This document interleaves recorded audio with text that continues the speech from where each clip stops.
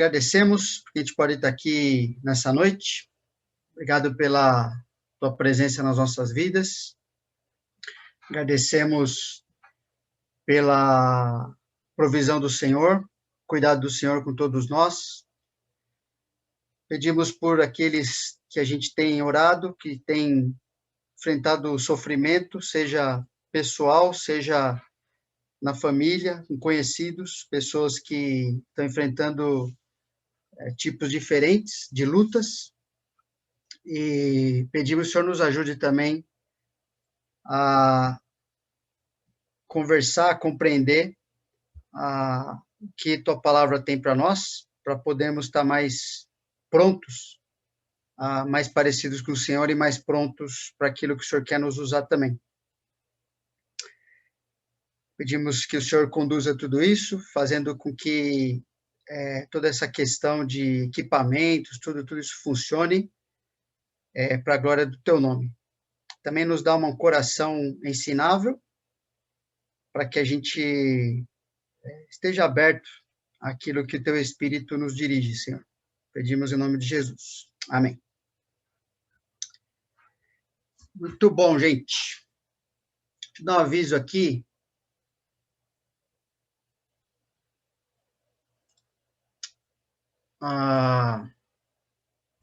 Aviso aos homens.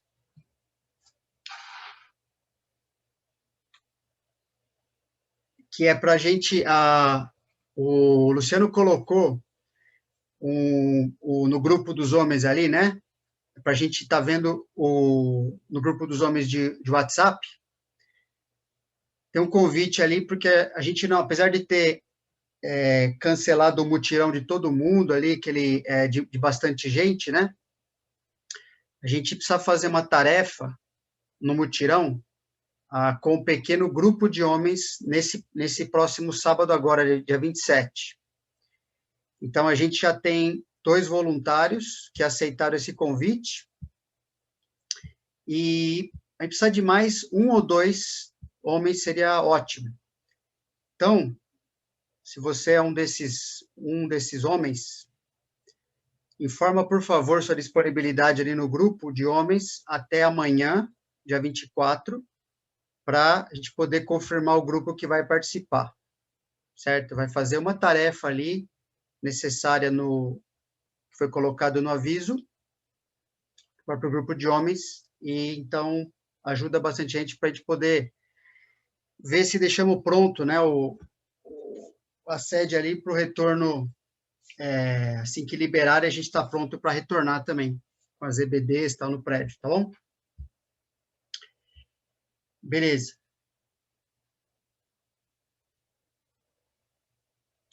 Acertando uma coisa aqui do Zoom, a gente já começa. Perguntar para o Gui, para deixar aquela janelinha, Gui, pequena no canto, como é que eu faço mesmo? Só minimiza o zoom. É para ficar no canto. Beleza. Foi? Deu certo, obrigado. Boa. Valeu. Ok. Então, se quiser, assim, no final, fazer uma pergunta, aí só ou levanta a mão, começa a falar no áudio aí, que daí a gente percebe que você está querendo participar, tá bom? Porque não dá para o jeito que está aqui montado, não dá para eu ficar vendo o chat, assim, o que estão comentando, não tem como assistir aquilo. Então, precisa se manifestar pelo vídeo aí, pelo áudio. Beleza. Bom, no primeiro estudo, dentro dessa questão da unidade da igreja, que não deve ser contaminada pela pandemia, no primeiro estudo a gente viu sobre a necessidade da gente alcançar ou manter, aperfeiçoar a nossa unidade como igreja nesse contexto, né, em coisas que vão afetar a maneira como a gente se reúne, enfim, questões que envolvem a nossa vida como igreja, que necessariamente envolvem como indivíduo. A gente viu no primeiro estudo que a unidade é a vontade do Senhor Jesus para o cristão, ou seja, para a sua igreja, e a forma do cristão ou igreja provar que Deus ama o mundo. Tive no primeiro estudo,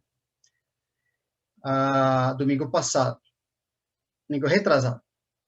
Vimos também que unidade é o esforço individual de cada cristão para chegar a um consenso, unanimidade ou consentimento quanto a viver pacificamente com os outros cristãos, lidando com qualquer tipo de assunto, né, pelo fato da gente ser unido por Deus uns com os outros, ok?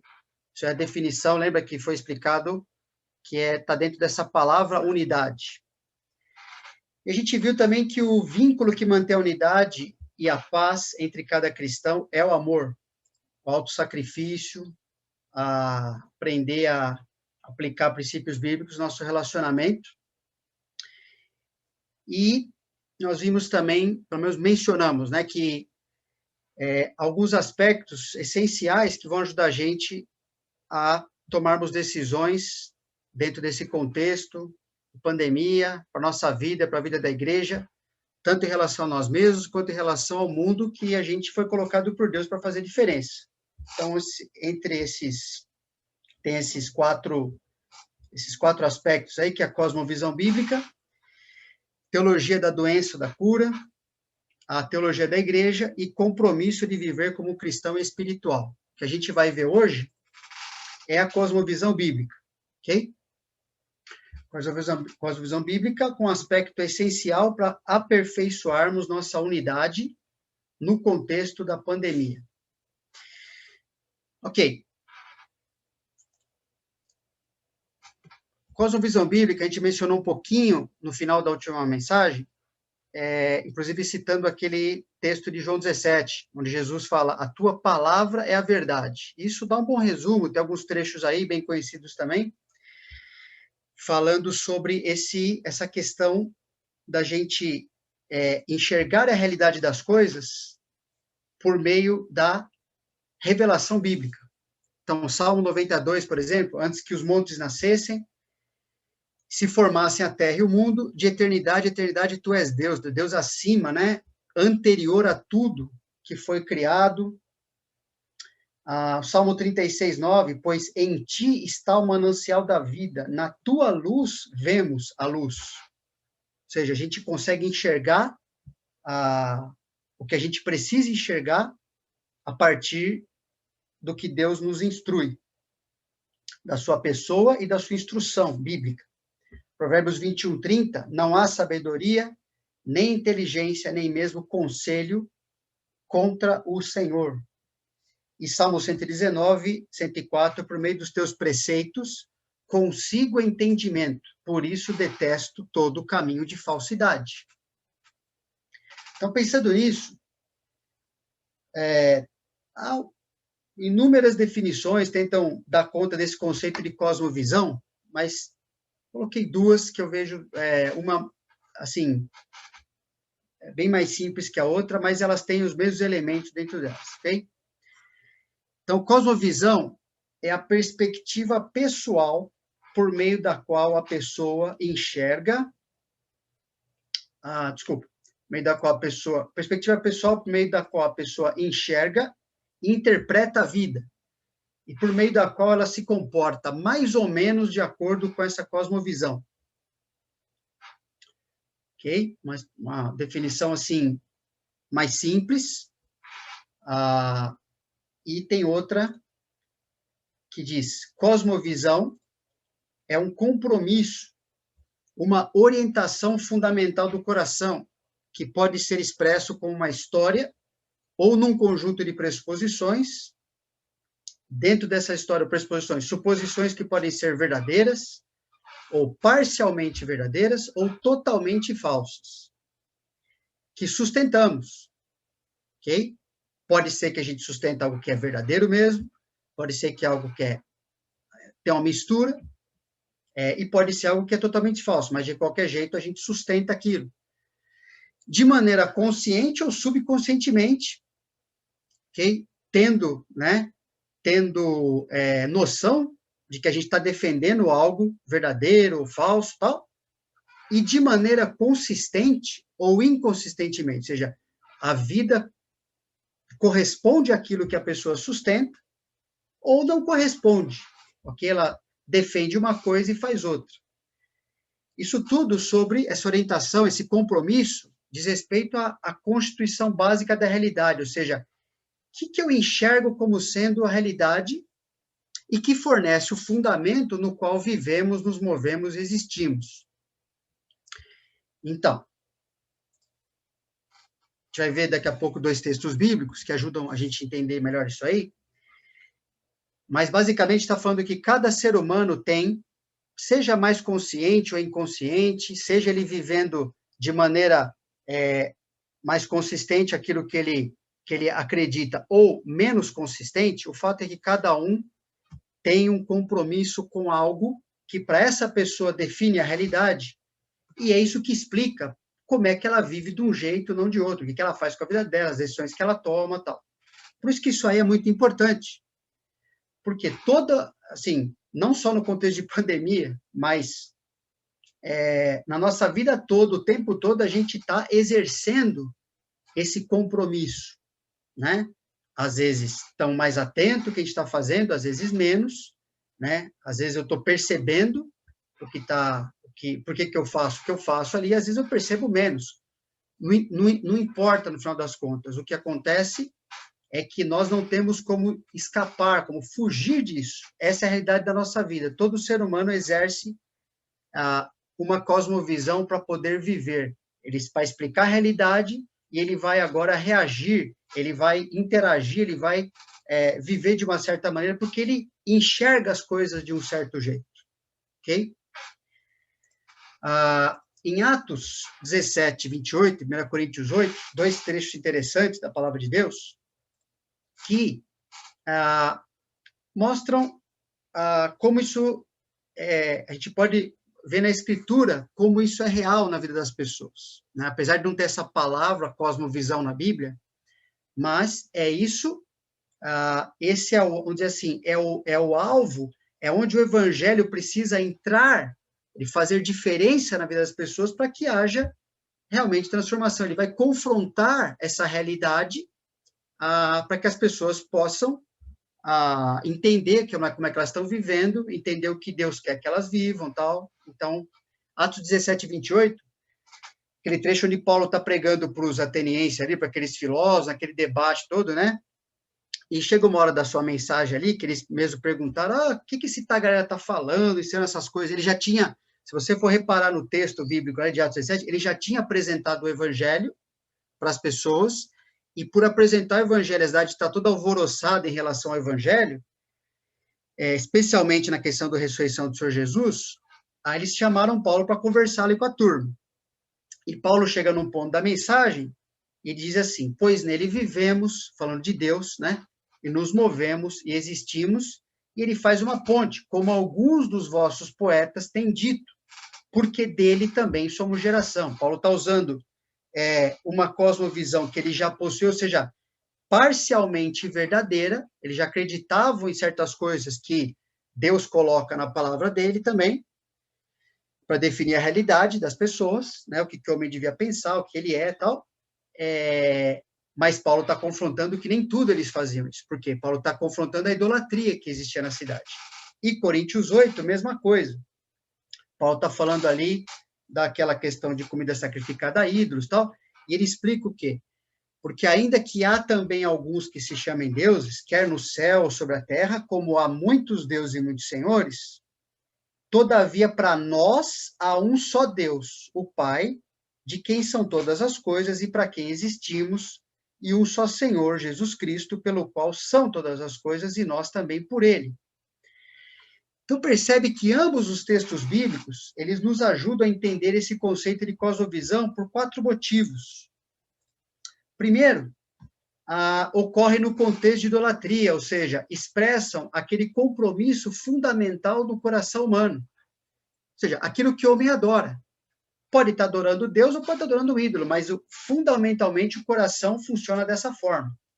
Okay? Aquilo que o homem adora E por isso que Paulo, em ambos os textos, a gente vê aqui, ele está confrontando essa questão de cosmovisão, mostrando que o centro da coisa é o que está no coração de cada pessoa, ok?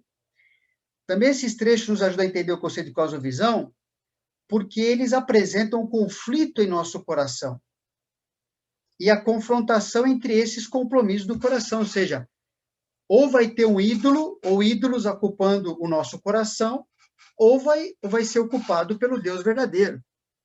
A gente sabe que esse ídolo pode ser, né, desde um pedaço de qualquer coisa, até um desejo muito forte, tudo que pode ocupar para nós aquilo sobre o qual a gente constitui a realidade da nossa vida e vamos tomar decisões em função disso. Também esses textos nos ajudam porque eles demonstram a realidade de cada pessoa, segundo a qual se comportam e justificam o seu comportamento. Isso que Paulo coloca, né? Ele está falando que em Deus nós vivemos, nos movemos e existimos.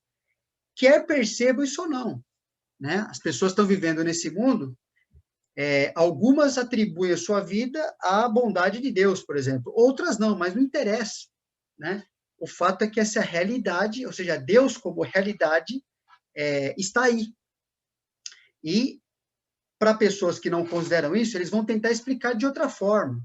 E vão justificar o seu comportamento assim, bom, já que Deus também não está aí, então o meu comportamento é desse jeito e não daquele que é parecido com aqueles que acreditam que Deus existe ou que ele interfere, enfim.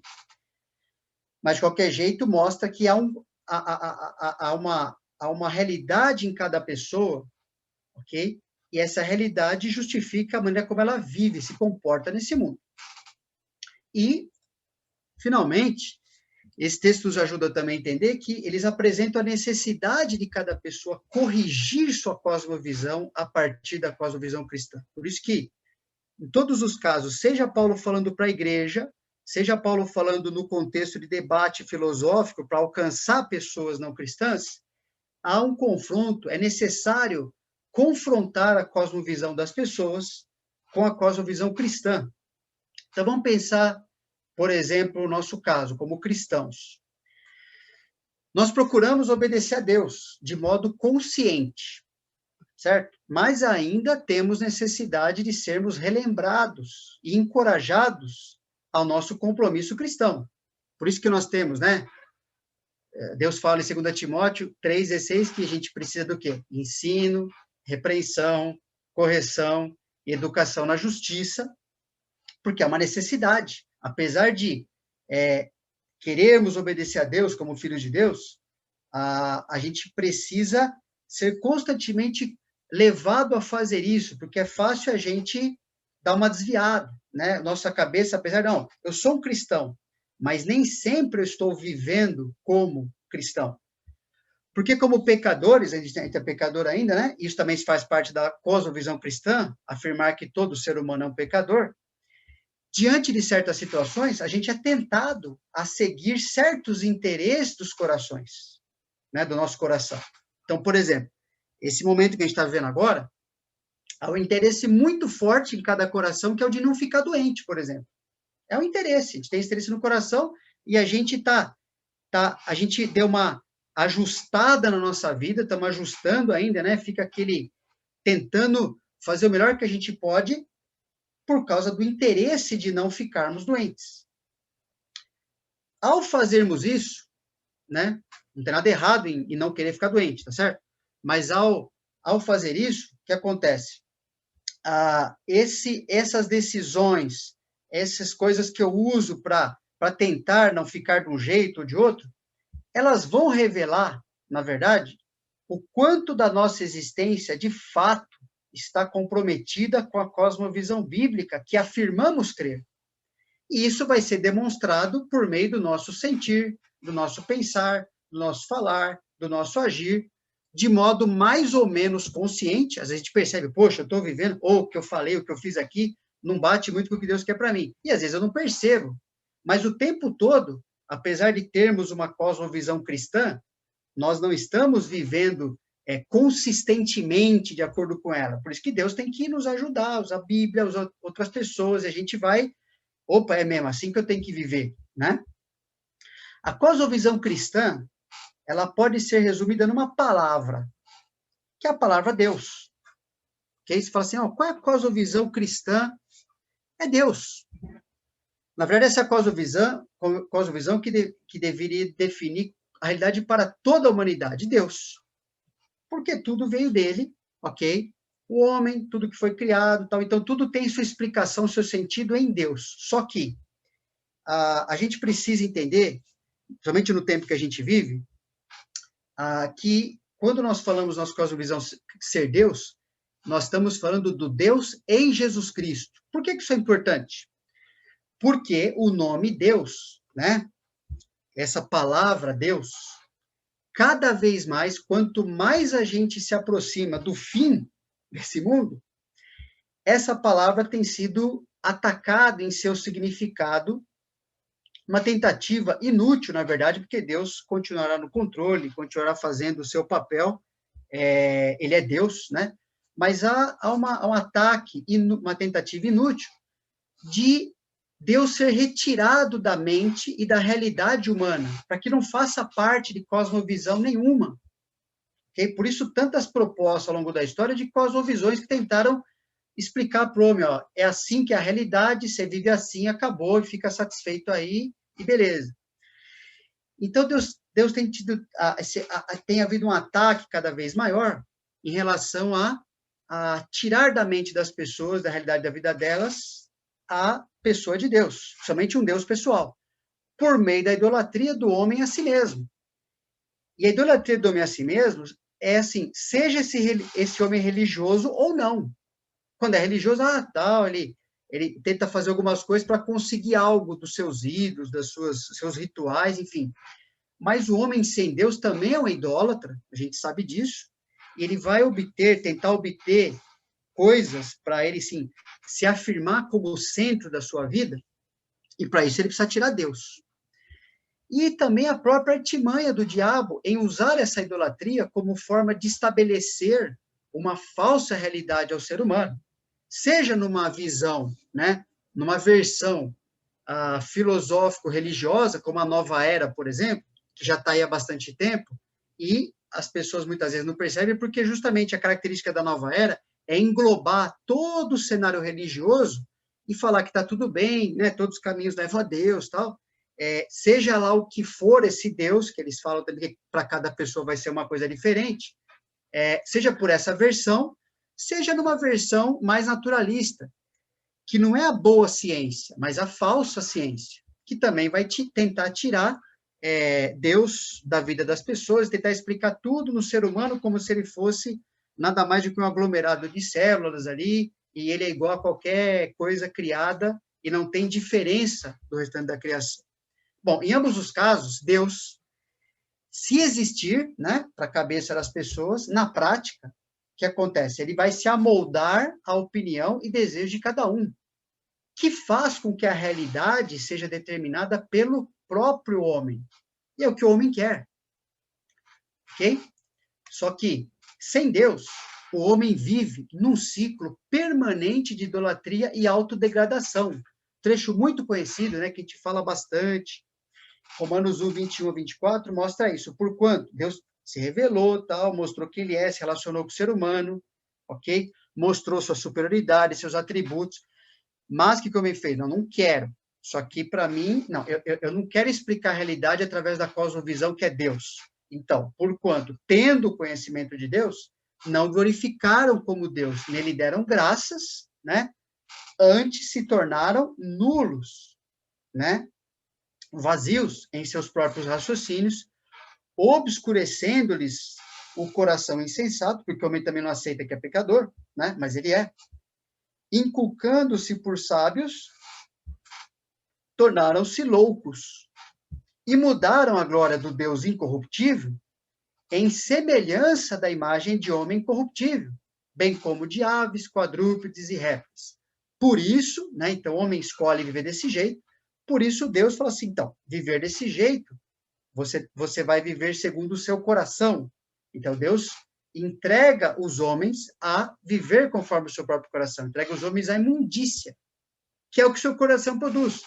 Fala, pelas concupiscências de seu próprio coração, para desonrarem o seu corpo entre si, ou seja, o homem sem Deus vive num ciclo permanente de adorar qualquer outra coisa e se autodegradar. Isso a gente não é difícil de entender, né? Qualquer canto que a gente vá da sociedade, a gente percebe isso, né? Na sociedade mais, assim, dita como mais tecnológica que a nossa, mesmo a sociedade lá no meio dos Yanomamis, tal, que agora eles têm bastante celular lá também, tal, tá bem, bastante coisa lá, mas que era considerada até muito tempo atrás, um pouco tempo atrás, uma sociedade muito diferente da nossa. Isso é conversa, né? Quando você está lá, você percebe que é bem parecido. Mas o que acontece? Então, o homem sem Deus vive dessa forma. E perante a realidade distorcida, né, pelo homem longe de Deus, o homem distorce a própria realidade para ele viver, o evangelho, por isso que o evangelho é maravilhoso, né? Ele reaproxima o homem a Deus por meio, não do Deus de quem que, qual Deus que eu quiser que seja, não, do Deus chamado Senhor Jesus Cristo, tal como definido na Bíblia e na história que comprova o relato bíblico. Por quê? Porque é só por meio de Jesus Cristo que toda a realidade pode ser explicada, resgatada e transformada, né? Esse é um trecho, mas tem outros na palavra de Deus que mostra o quê? Que Jesus Cristo é o centro. Nele a gente encontra o centro de tudo, do universo, da vida do ser humano, de resolver o problema do ser humano com Deus. Tudo canaliza, a cosmovisão é Deus em Jesus Cristo. Então, havendo Deus, outrora falado, muitas vezes e de muitas maneiras, aos pais, pelos profetas, percebe a progressão histórica, a revelação de Deus na história aí, nestes últimos dias, né, quando foi escrito isso aí, né, nos falou pelo Filho, a quem constituiu herdeiro de todas as coisas, pelo qual também fez o universo. Ele que é o resplendor da glória e a expressão exata do seu ser, do ser de Deus, né, sustentando todas as coisas pela palavra do seu poder. Depois de ter feito a purificação dos pecados, assentou-se à destra da majestade nas alturas, tendo se tornado tão superior aos anjos quanto herdou mais excelente nome do que eles. Tem coisas tão absurdas, né, que até um tempo atrás ficou uma moda aí, das pessoas quererem achar o seu anjo, o seu, né, achar o seu anjinho da guarda, dar nome para ele, passear com ele por aí. Então, por quê? Porque há uma rejeição dessa cosmovisão que Hebreus coloca para nós, de Deus em Cristo, seu centro do universo, né? Então, você vai atrás de qualquer outra coisa. E aí o autor fala, Jesus é muito superior aos próprios seres que o homem ainda está tentando se relacionar com essas coisas, né? Ok. Dito isso, a gente precisa entender uma coisa. Para crescermos, então, em unidade, para sermos aperfeiçoados em unidade, em primeiro lugar, a cosmovisão bíblica, ou seja, Deus em Cristo, deve julgar todas as outras. Senão, alguma outra cosmovisão vai ocupar o lugar na nossa mente e na nossa vida, no nosso comportamento, nas nossas decisões. E não pode, né? A cosmovisão bíblica, Deus em Cristo, tem que julgar, tem que avaliar todas as coisas e mostrar o que serve, o que não serve, o que está provado, o que não presta para nada, ok? Seja a cosmovisão médico-científica, política, filosófica, religiosa, cultural, estatística, governamental, pessoal, pode colocar o que você quiser. Romanos 11, 33, até o verso 2 do capítulo seguinte. Muito importante isso aqui, por quê? Porque Paulo, quando escreveu Romanos, quando coloca essa obra fantástica de explicar o evangelho, ele não está explicando simplesmente algo, estou falando isso para assim, os cristãos, um grupinho de pessoas, né? Ele está descrevendo, né? Colocando lá desde o início de Romanos, todo tipo de pessoa representado pelo judeu, pelo gentil, pelo moralista, tal, que resume a humanidade toda, ok? Os bárbaros, tal, e mostra que esse é o plano de Deus para qualquer ser humano. Então, quando Paulo termina, ele escreve esse hino de louvor, né, do versículo 33 em diante, e depois ele vai mostrar, então, a implicação disso. Então, por causa desse plano, por causa de toda essa cosmovisão, que só Deus poderia fazer parte, sustentar, mostrar como é que funciona, tal, ligar as coisas aí, ele fala, então, como é que a gente vai viver a partir daí? A gente vai usar essa cosmovisão para julgar todas as coisas, né? Então, Paulo escreve, né? Ó profundidade da riqueza, tanto da sabedoria como do conhecimento de Deus. Quão insondáveis são os seus juízos e quão inescrutáveis os seus caminhos. Quem, pois, conheceu a mente do Senhor? Ou quem foi o seu conselheiro? Ou quem primeiro deu a ele para que lhe venha a ser restituído? Né? E o universo está em silêncio. Ninguém pode nem se atrever a responder essas perguntas, né? Muito menos colocar o homem no centro delas. Porque dele, por meio dele, para ele são todas as coisas. Ok? Uma frase muito boa para explicar a cosmovisão. Ok? A ele, pois, a glória eternamente. Amém. Aí Paulo vai falar, então, quando for assim, e daí, então? O que a gente faz daí para frente? Por isso ele coloca, rogo-vos, pois, irmãos, pelas misericórdias de Deus, que apresenteis o vosso corpo por sacrifício vivo, santo e agradável a Deus, que é o vosso culto racional. E não vos conformeis com esse século, mas transformai-vos pela renovação da vossa mente, para que experimenteis qual seja a boa, agradável e perfeita vontade de Deus. Bom, todo conhecimento existente, né, e possível de existir, usado no nosso tempo, no que já passou, no que ainda vai vir pela frente, usado para opinar, determinar, ou obrigar ou desobrigar as pessoas, ou julgar, condenar, aprovar, não interessa, sobre o que o homem é, como ele deve viver, por que ele deve viver dessa forma, de acordo aqui com Romanos, tudo que foi feito e para quem foi feito e para que foi feito tudo isso precisa ser aprovado de acordo com o que a Bíblia diz que o homem é, como ele deve viver e por que vai viver assim nesse mundo, desse modo que Deus coloca. Agora, quem vai entender isso mesmo, e quem vai poder viver assim, vai poder julgar, inclusive, as coisas, mostrar assim, a cosmovisão de Deus, ela dá conta de avaliar e de dirigir as outras coisas, mostrar o que está errado e o que está certo. São os cristãos que vão poder fazer isso. Então, os cristãos são aqueles que receberam, né, por isso que o apelo de Paulo é para os cristãos, né? Os cristãos são aqueles que receberam a cosmovisão de Deus, né?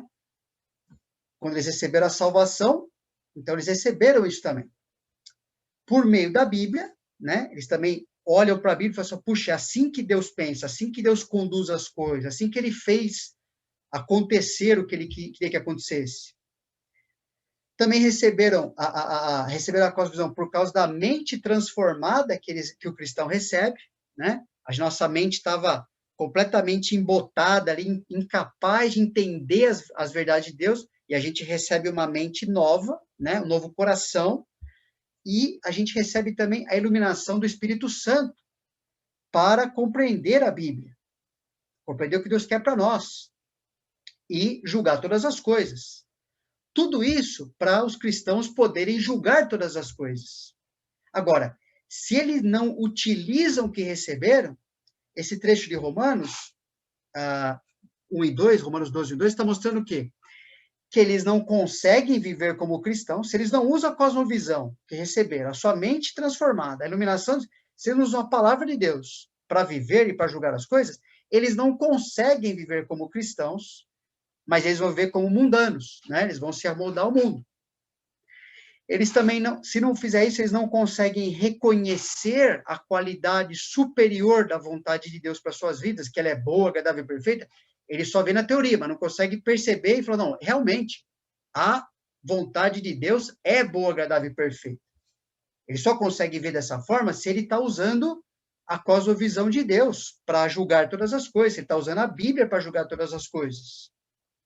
E também, o texto fala que ele não vai se sacrificar, né? Ele não vai apresentar o seu corpo, a sua vida, para se sacrificar para apresentar o plano de Deus às pessoas. Por quê? Justamente porque ele não enxerga, apesar de ter capacidade de ser um cristão, ele não está enxergando o evangelho como a única forma de suprir a maior necessidade das pessoas, que é de conhecer a Deus, assim como ele tinha necessidade, as pessoas também têm, e aprender a viver com ele, por meio dele e para ele. Então, dá um exemplo. Pensa na questão do isolamento social, ok? Que está vivendo nesse momento, né? Como algo aceito para o bem de todos, ok? Então, a gente está sendo ensinado na sociedade, existe uma cosmovisão, né? Que está falando para nós que o isolamento social deve ser aceito como para o bem de todos e a gente não deve questionar isso aí. Pergunta é, quando a gente olha para a cosmovisão bíblica de Deus, tem que perguntar, será? Cristãos, vamos pensar um pouquinho assim, nós como cristãos, acho que qualquer um que é salvo já pensou assim, como vai reagir, por exemplo, se as autoridades proibirem da gente pregar o evangelho, certo? Mas o que a gente pode não estar percebendo é que se nos isolarmos uns dos outros e das pessoas que não têm Jesus, a gente não tem como pregar o evangelho. Como foi planejado por Deus para funcionar, né? O que é o evangelho, como é que ele foi planejado por Deus para funcionar, porque ele foi planejado para funcionar no ambiente do amor demonstrado às pessoas, e a própria eficácia do evangelho também depende do amor ao próximo. Então, às vezes, a gente pode falar, a gente pode estar protegendo alguma coisa e a cosmovisão do momento já pode estar solapando a nossa utilidade de outra forma. Então, por que eu estou falando isso? Por exemplo, dois trechos só, tá bom? Jesus falou assim, novo mandamento vos dou, que vos ameis uns aos outros, assim como eu vos amei. Que também vos ameis uns aos outros. Nisto conhecerão todos que sois meus discípulos, se tiverdes amor uns aos outros. A gente precisa entender que viver como cristão nesse mundo, seja entre nós, seja com as pessoas, vai exigir, sempre vai exigir, o amor funcionando.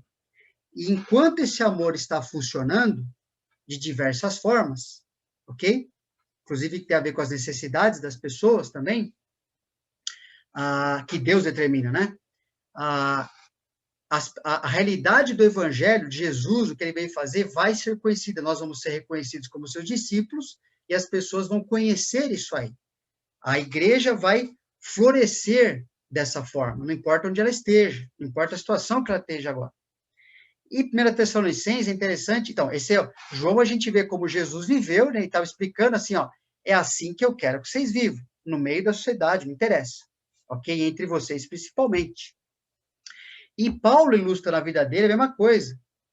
Ele fala assim, recordando-nos diante do nosso Deus e Pai, a elogia aquela igreja que tinha sido acabado de sido fundada por ele, da operosidade da vossa fé, da abnegação do vosso amor e da firmeza da vossa esperança em nosso Senhor Jesus Cristo, reconhecendo, irmãos, amados de Deus, a vossa eleição. Por quê? Voltar aqui. Porque o nosso evangelho não chegou até vós tão somente em palavra, mas sobretudo em poder, no Espírito Santo, em plena convicção, assim como sabeis ter sido o nosso procedimento. Não sido uma informação, mas a maneira que te viveu entre vós e por amor de vós. Foi assim que Paulo viveu diante dos Tessalonicenses, foi assim que Paulo estava elogiando que eles estavam fazendo a mesma coisa na sociedade que eles estavam plantados ali. Então, eu sei que é uma série de decisões que a gente precisa pensar ao usarmos a sabedoria bíblica, mas nós já sabemos que os atos dos cristãos aqui nesse mundo, por causa da cosmovisão bíblica que eles possuem, serão julgados como loucura pelo mundo e vão ser julgados por loucura até por cristãos que não são muito bíblicos, tá bom? Essa é o que vai acabar acontecendo. Lembre que o mundo propõe como sábio tudo que contraria o que vem de Deus. E não tem como perceber, na verdade, não tem nem como ser diferente, né? É assim que ele enxerga, não tem jeito. Ele está morto, está cego e vai viver assim. Agora, nossa sabedoria não é desse mundo. Ela vem de Deus, está muito acima desse mundo e determina o que esse mundo deve ser ou não deve, ok? E quando qualquer pessoa vinda do mundo conhece a Deus, o que acontece com ela imediatamente? Ela começa a rejeitar a sabedoria mundana na qual ela vivia. Isso é uma evidência que ela foi alcançada pelo Evangelho, ou seja, pela sabedoria de Deus, exposta no Evangelho, demonstrada ali. E a sabedoria de Deus visa atingir propósitos de Deus para o mundo e para as nossas vidas. Por isso que é suficiente para qualquer situação na vida. Até mesmo para aquilo que desconhecemos. Tem muita coisa acontecendo agora que ninguém conhece perfeitamente. E não, assim, tem coisas que vão acontecer que ninguém sabe. Agora, ainda bem que Deus não exige que saibamos explicar todas as coisas, mas exige que o temor a Ele e a obediência à sua palavra defina nossas ações em qualquer situação, até as que a gente não consegue explicar. Ok? Lembra de Salomão? Vai escrever Eclesiastes, é um excelente livro para entender isso aí. Porque ele mostra Salomão, que era um homem super sábio, né, conhecedor de muita coisa, mas não de todas as coisas. Que olhou para a sua sociedade e tal, para algumas situações ele tinha explicação muito boa, ok? Para outras situações, ele não sabia nem por onde começar a explicar, não fazia sentido na cabeça dele. Ele explica no livro que isso foi todo homem vive nessa crise, né, nessa tensão entre algumas coisas que ele conhece, as coisas que ele não conhece nem vai conhecer, mas no final, o que ele resume? Qual é a nossa responsabilidade? Eu não tenho que dar conta de cada coisinha, explicar, eu faço isso, porque eu não tenho essa capacidade, ninguém tem. Mas o que Deus quer que eu faça? O que Deus quer que a gente faça? De tudo o que se tem ouvido, a suma teme a Deus e guarda os seus mandamentos, cosmovisão bíblica, né? Porque isto é o dever de todo homem. Porque Deus há de trazer a juízo todas as obras, até as que estão escondidas, quer sejam boas, quer sejam más. Às vezes vai trazer algumas coisas aqui, às vezes vai ser sobre a eternidade. Ok? E o homem, feito à imagem de Deus, ao escolher o pecado, a gente sabe o quê? Ele estragou o que ele deveria ser. Desde a sua capacidade mental até o seu destino final. Ele não tem mais como saber, como dar conta dessas coisas, e não tem em si mesmo, apesar de ser teimoso, ele acha que tem, mas não tem em si mesmo o poder de avaliar a realidade de maneira clara e nem de mudar essa realidade. Então, a partir da queda, cada ser humano pensa e vive em condição menos humana do que deveria ser. Enquanto estiver afastado de Deus, todo o seu raciocínio, capacidade, conclusões, seus melhores esforços, toda a tecnologia, blá, blá, blá, blá, blá, blá, blá, blá, blá, enfim, toda a sua perspectiva está limitada a enxergar os problemas do seu ponto de vista sub-humano, ok? Ele não está vivendo na sua plenitude, ok? Porque ele é um pecador que precisa ser resgatado. E mesmo os que já foram, estão sendo ensinados a viver, porque a gente estragou a nossa vida. Talvez nossas melhores soluções vão ser capazes de agradar a criatura, mas elas nunca vão resultar na vontade do Criador, por isso que precisa da Bíblia. E sem Deus, o homem não percebe, não tem como mudar essa situação. Ok? Número 2. Para crescermos em unidade, então, a cosmovisão bíblica, ou seja, Deus em Cristo, é o padrão do que o ser humano deve se tornar. Então, Paulo fala, o mistério que estiver oculto dos séculos e das gerações, né? Pessoal, a história da humanidade acontecendo aí, agora, todavia, se manifestou a quem? Aos seus santos, a igreja, aos quais Deus quis dar a conhecer qual seja a riqueza da glória desse mistério entre os gentios, isto é, Cristo em vós, a esperança da glória, o qual nós anunciamos, advertindo a todo homem e ensinando a todo homem em toda a sabedoria, ou seja, não importa o assunto, a situação, qualquer coisa, vai ter algo que a gente pode ensinar ao homem como Deus pensa, como Deus quer que o homem vive, fim de papo. a fim de que apresentemos todo homem perfeito em Cristo. Para isso é que também me afadigo, esforçando-me o mais possível, segundo a sua eficácia que opera eficientemente em mim. Esse trecho está falando que, dentre várias coisas, a verdade que todos queriam conhecer foi revelada aqui em igreja. Versículo 26 está falando isso.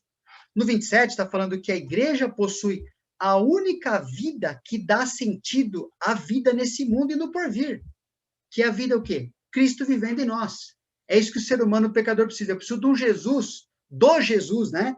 Vivendo em mim, para minha vida se tornar o que ela deve ser. Senão, eu estou perdido. Também está falando, no verso 28, que anunciar a Cristo é ensinar e corrigir cada pessoa em cada assunto da vida. Ok? Usando esses assuntos para mostrar o que ela precisa saber de Jesus, até que ela receba essa vida que está em Jesus, e a partir desta nova vida em Jesus, ela seja ensinada a se tornar como Jesus em qualquer assunto da vida. Pensar como Jesus, reagir como Jesus. Então, ela precisa saber isso para a vida dela. E no verso 29, mostra que cada cristão, então, porque tudo isso é verdade, deve concentrar toda a sua vida em anunciar a Cristo, de modo tão sacrificial que só seja capaz de fazer isso no poder de Deus, não em sua própria capacidade nem sabedoria. Então, vamos ter que depender de Deus, da palavra de Deus, buscar toda hora como que a gente vai fazer, como é que eu consigo, o que se encaixa nessa situação aqui, ok? Porque é nossa função do cristão. Agora, a gente tem algumas implicações. Primeira, a complexidade, então, baseado em tudo que a gente falou até agora, a complexidade das necessidades do ser humano, então, ela é determinada pelo que Deus define para este ser humano nas Escrituras. E Deus deseja realizar na vida dessa pessoa, não por uma única necessidade, que é uma tentação que a gente corre nesse tempo, ok? Então, o ser humano, ele é definido por Deus, existe uma complexidade, da maneira como Deus o criou, ele é uma parte material, ele é uma parte imaterial, ele tem emoções, ele tem espírito, ele tem desejo, ele tem vontade, assim, um monte de coisa que faz do ser humano ser o que ele é, e quem define as suas necessidades que vão dar conta dele ter a vida que ele precisa ter, é Deus, por meio das Escrituras, e não definido por uma única necessidade. Isso é um pouco do que o Senhor Jesus falou, quando ele falou sobre ansiedade, lá no Mateus 6,25, ele fala, por isso vos digo, não andeis ansiosos pela vossa vida, quanto ao que haveis de comer ou beber, nem pelo vosso corpo, quanto ao que haveis de vestir. Não é a vida mais do que o alimento e o corpo mais do que as vestes? Sim, a vida é mais do que isso, sim. A vida não é simplesmente o que eu acho que eu preciso mais disso e daquilo. A vida, porque o ser humano é muito mais complexo do que ter a barriga cheia, ter um teto em cima da sua cabeça. É isso e muito mais.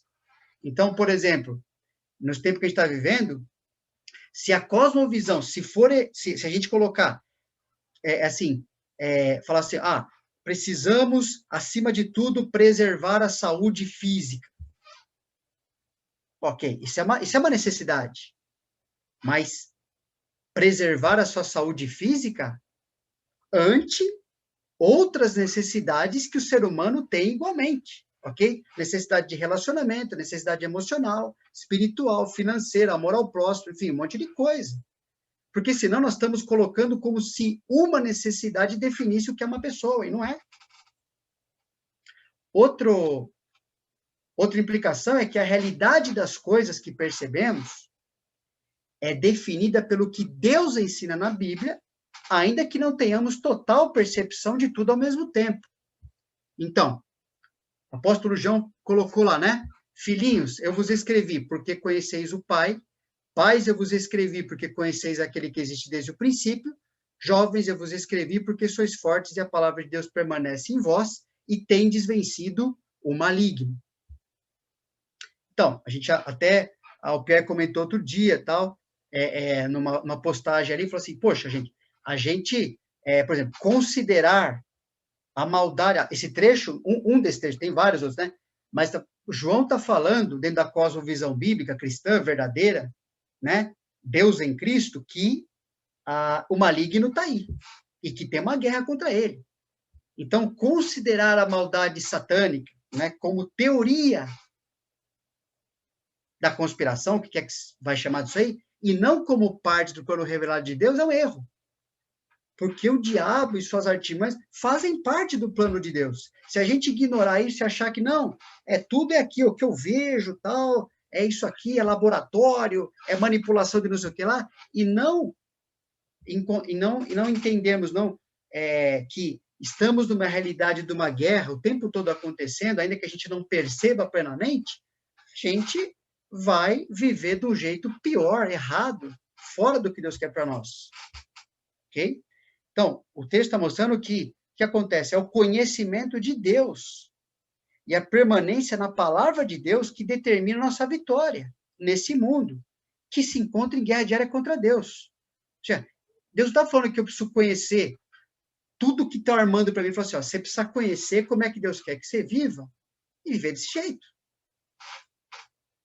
Outra implicação é que tudo que Deus ensina e ordena, por ser a verdade, deve ser obedecido em qualquer tempo e situação, incluindo a possibilidade de enfrentarmos consequências por obedecer.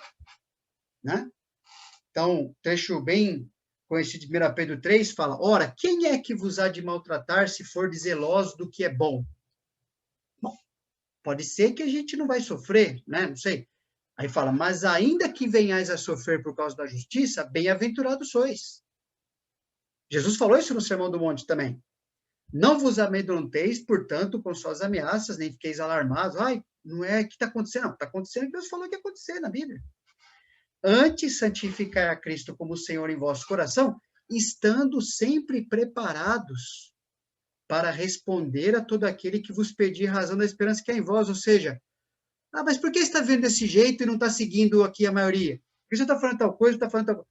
Sabe por quê? Porque, minha cosmovisão é essa aqui, ó. O que Deus falou para mim, isso é o que eu preciso fazer. Isso é o que realmente você precisa que eu faça para você. Preciso explicar para as pessoas, baseado na cosmovisão que a gente tem, está na Bíblia, né? Que Deus está fazendo nesse mundo, que é assim que a gente vai viver. 16 fala, fazendo todavia com mansidão, temor com boa consciência, de modo que naquilo que falam contra vós, fiquem envergonhados que difamam o vosso bom procedimento em Cristo. Porque se for da vontade de Deus, às vezes, né, não vai acontecer, mas se for da vontade de Deus, é melhor, ó a cosmovisão aí, é melhor que sofrais por praticares o que é bom do que praticar o mal. Pois também Cristo morreu, deixou o exemplo para nós, tá? E deu tudo certo, ok? Vai dar certo para nós também. Andar como Jesus andou vai dar certo para nós, mesmo que a gente sofra por fazer isso.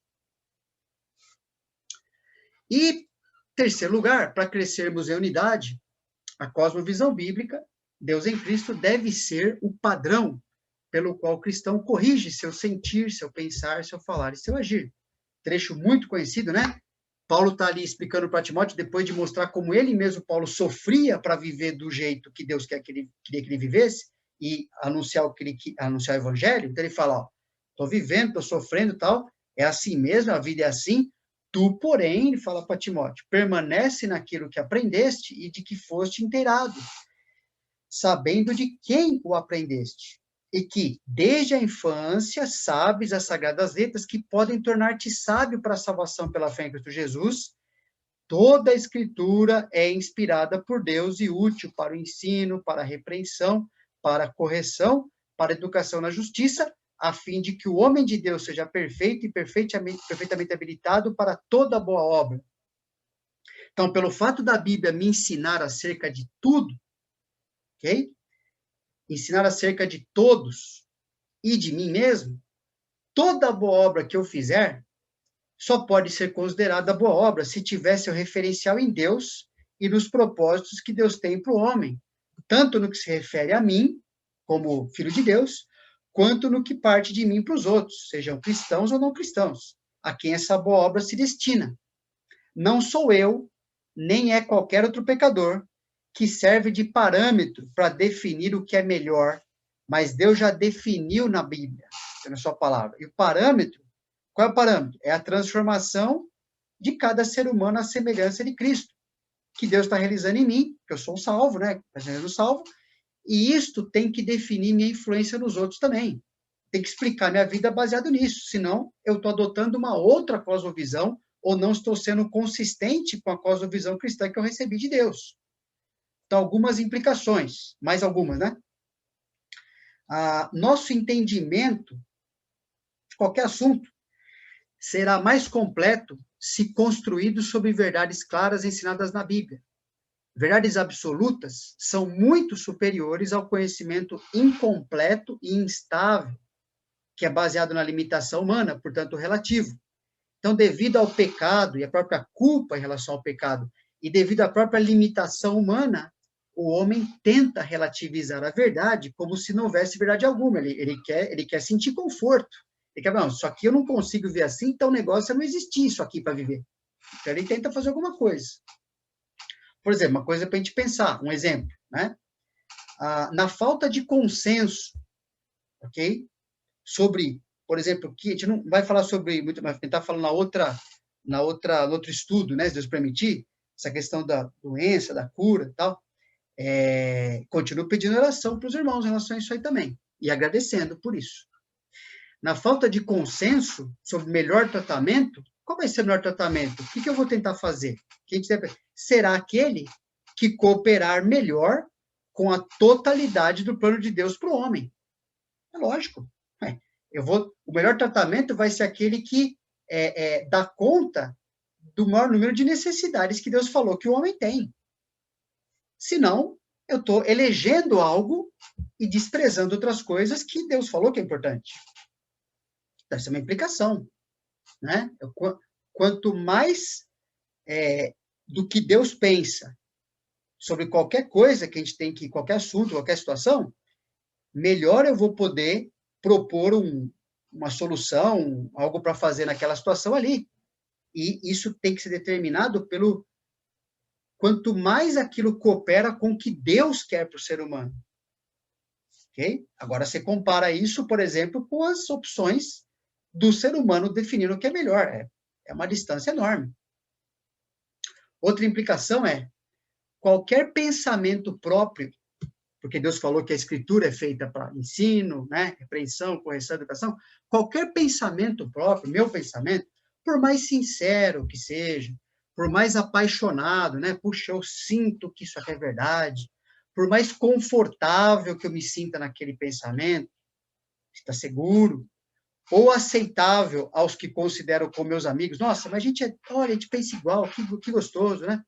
Esse pensamento deve se submeter à avaliação da verdade bíblica sobre o assunto em si. E eu tenho obrigação de mudar meu pensamento e comportamento até que eu esteja alinhado à vontade de Deus sobre aquilo. Senão o que acontece? Não. É por isso que Paulo exortou os nossos irmãos ali em Éfeso, porque a gente vem da vida não cristã carregado de coisa que não tem nada a ver com Deus, não tem nada a ver com a cosmovisão que é Deus em Cristo. Então, Paulo falou, isto, portanto, digo e no Senhor testifico que não mais andeis como também andam os gentios. Como é que os gentios andam? Como é que aqueles que não conhecem a Deus andam? Na vaidade dos seus próprios pensamentos. Obscurecidos de entendimento, alheios à vida de Deus, por causa da ignorância em que vivem pela dureza do seu coração. Mas o cristão fala assim, pô, mas eu não vivo, eu não sou mais isso aqui. Então eu vou viver, eu não vou mais andar desse jeito, porque isso não tem mais a ver com a minha vida. Não é para viver na vaidade dos meus pensamentos, ter um coração endurecido, não estou aberto a aprender, enfim. Isso aqui era o que eu era antes de ser o Senhor Jesus, agora Deus me fez ser outra coisa, então eu vou viver assim. Então, por exemplo, quando a gente fala mais a questão da teologia da igreja, né? Definição de comunhão cristã, por exemplo. O que é comunhão cristã? Parece que assim, a gente não teve que fica ao gosto do freguês, né? Mas será que Deus tem uma direção que ele define, bom, isso é comunhão cristã? Eu creio que sim. Quando a gente lidar com isso, Deus permitir a gente lidar com essa parte, a gente vai ver que Deus já definiu isso para nós. Então, aquilo que eu tiver em desacordo, preciso de um alinhamento ali com a definição do que é comunhão cristã, eu preciso pensar como Deus pensa e mudar a minha vida para eu poder estar dentro da vontade de Deus. E tudo bem. Isso é bom para mim, porque Deus está me ensinando, né? Bom para todos nós. E outra implicação é que questões de consciência pessoal precisam adquirir a perspectiva bíblica do assunto em questão, a fim de aprender a obedecer a Deus e edificar os outros, né? Então, a gente já viu isso aí, né? Em Coríntios, em Romanos também mencionamos, né? Mas, por exemplo, agora está o negócio assim, todo dia a gente ouve falar da vacina. Então, pensa, eu posso, na cosmovisão bíblica que Deus me dá para viver, baseado em Romanos 14, 1 Coríntios 8, eu posso ficar julgando as pessoas que tomam vacina ou não tomam vacina, como se elas fossem inferiores a mim, fossem ignorantes. Deus quer que eu faça isso? Não. Isso é mundanismo. A cosmovisão bíblica vai me fazer viver conforme a consciência que eu possuo agora, ok? Ao mesmo tempo, Deus vai querer que essa consciência seja sempre instruída pela verdade de Deus. Quanto mais verdade de Deus, essa consciência vai sendo educada, vai sendo aperfeiçoada, e daqui a pouco eu mudo de comportamento baseado na consciência ampliada, mais madura que Deus me ajudou a ter. Ok? Mas enquanto isso, não posso ficar, porque você fez uma coisa diferente de mim, se é numa área, né, de consciência, né, ficar achando que porque você age diferente de mim, isso é pior que eu, por exemplo. Isso é pecado, né? Então, finalmente, vamos para terminar, neste momento exato que a gente está vivendo, assim, hoje mesmo, aqui reunidos, né, que é gostoso, pelo menos está sendo para mim, né? Cada um de nós se encontra num estado de coração descrito por Deus. É importante a gente terminar pensando nisso.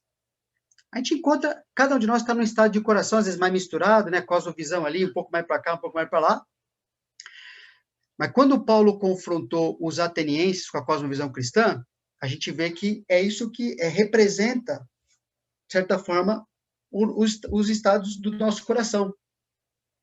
Então, Paulo colocou ali, quando ele terminou de falar o que ele falou, quando ouviram, aquele pessoal ouviu falar da ressurreição de mortos, porque eles tinham outra cosmovisão, né?